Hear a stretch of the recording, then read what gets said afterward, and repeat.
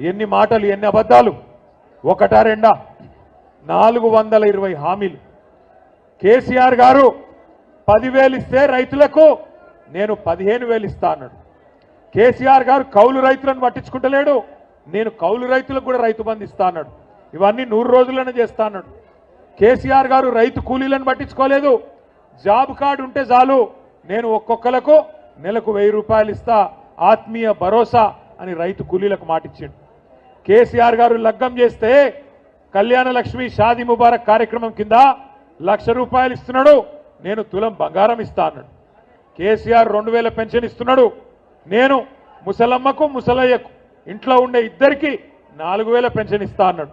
ఒకదానికేమో సోనియమ్మ మీద ఒట్టన్నాడు, ఇంకో దానికేమో ప్రియాంక గాంధీ మీద ఒట్టన్నాడు, ఇంకో కార్యక్రమానికి రాహుల్ గాంధీ మీద ఒట్టన్నాడు. ఇన్ని ఒట్లు పెట్టి అడ్డమైన మాటలు చెప్పి అరిచేతిలో వైకుంఠం చూపెట్టి గద్దెనెక్కిండ్రు అత్యవసర మార్కులతో కాంగ్రెస్ వాళ్ళు. 2 ఏళ్ళు అయిపోయింది.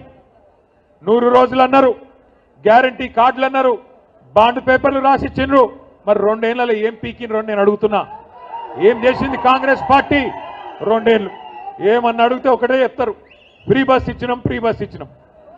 ఎవలకు ఫ్రీ బస్సు? మహిళలకు ఫ్రీ అట, మహిళలకు ఫ్రీ అట, కానీ మొగళ్లకు డబుల్ టికెట్ అట. ఇంట్లో ఉండే పిల్లగాళ్లకు చారణ పెంచిరు బస్ పాస్లకు. ఇక ఫ్రీ ఎట్లయితే నాకు తెలియక అడుగుతా. అంటే ఇట్లా అబద్ధాలు చెప్పి రాష్ట్రాన్ని ఆగం చేసి మంచిగా నడుస్తున్న రాష్ట్రాన్ని ఇవాళ ఆగమాగం చేసే పరిస్థితి తీసుకొని వచ్చినారు. మన ప్రజలు కూడా నమ్మిండ్రు.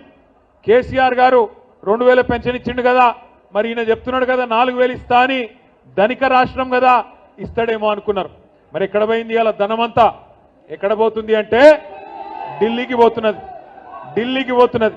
ఇలా నిజంగా మహబాద్కి ఇక్కడికి వస్తుంటే కవితమ్మ ఫోన్ చేసింది, ఎంపీ గారు ఫోన్ చేసి మన అధ్యక్షురాలు ఫోన్ చేసి అన్నది, అన్న కాంగ్రెస్ వాళ్ళు కూడా ఏదో కార్యక్రమం పెట్టుకున్నారు, పోలీసు వాళ్ళు అంటున్నారు ఈ రోడేమట వద్దు, అట్లా నెల్లి కుదురు మీకెళ్ళి తిరిగి రమ్మంటున్నారు అని అన్నది. అంటే నేనన్నా ఎందుకమ్మా అన్న మన ప్రోగ్రామే ఒక పెద్ద నాయకుడు, మా ప్రాంతంలో అందరం గౌరవించే నాయకుడు నూకల రామచంద్రారెడ్డి గారని మంచి నాయకుడు ఉండే, ఆయన విగ్రహం, ఎందుకంటే ఆయన గతంలో మంత్రిగా పనిచేసినాడు, ఎమ్మెల్యేగా పనిచేసినాడు, నికార్సైన తెలంగాణ వాది. నిజానికైతే అప్పుడెప్పుడో 1970వ దశకంలోనే ముఖ్యమంత్రి కావాల్సిన స్థాయి ఉన్న నాయకుడు రామచంద్రారెడ్డి గారు. ఆయనను కాంగ్రెస్ ఎప్పుడో మర్చిపోయిందన్నా, కానీ మన నాయకుడు కేసీఆర్ గారు మహబూబాబాద్ను జిల్లా చేయడమే కాకుండా జిల్లా కలెక్టరేట్ పెట్టి ఆ జిల్లా కలెక్టరేట్ ప్రారంభోత్సవానికి వచ్చినప్పుడు అందరూ కాంగ్రెస్ వాళ్ళు మర్చిపోయిన రామచంద్రారెడ్డి గారి విగ్రహాన్ని పెట్టాలనే నిర్ణయం తీసుకున్నది మన నాయకుడు కేసీఆర్ గారు. కేసీఆర్ గారు నిర్ణయం తీసుకొని రామచంద్రారెడ్డి గారి విగ్రహాన్ని అధికారికంగా పెడుతున్నామని చెప్తే, ఏ రామచంద్రారెడ్డి గారు అయితే నిజాయితీగా ఆనాడు నిజాయితీగా బతికిండో, ఏ రామచంద్రారెడ్డి గారైతే కాంగ్రెస్ అధిష్టానానికి డబ్బులు ఇవ్వకపోవడం వల్ల ముఖ్యమంత్రి కాలేదో, ఇలా ఆ రామచంద్రారెడ్డి గారి విగ్రహాన్ని ఢిల్లీకి మూటలు మోసే సన్నాసులు కొంతమంది ఇలా ఆవిష్కరిస్తున్నారని చెప్పి ఇప్పుడే ఇక్కడికి వస్తే చెప్తా ఉన్నారు. ఆలోచించండి, ఎక్కడ రామచంద్రారెడ్డి గారు, ఎక్కడ ఇక్కడ ఉన్న సన్నాసి రేవంత్ రెడ్డి, ఒక్కసారి ఆలోచించండి. ఆ మహానుభావుడు ఎప్పుడో ముఖ్యమంత్రి అవుతుండే, కానీ తెలంగాణ బిడ్డ కాబట్టి, రేషం ఉన్నోడు కాబట్టి, ఢిల్లీకి గులాం కాదు కాబట్టి ఆయన ముఖ్యమంత్రి కాలేకపోయిండు.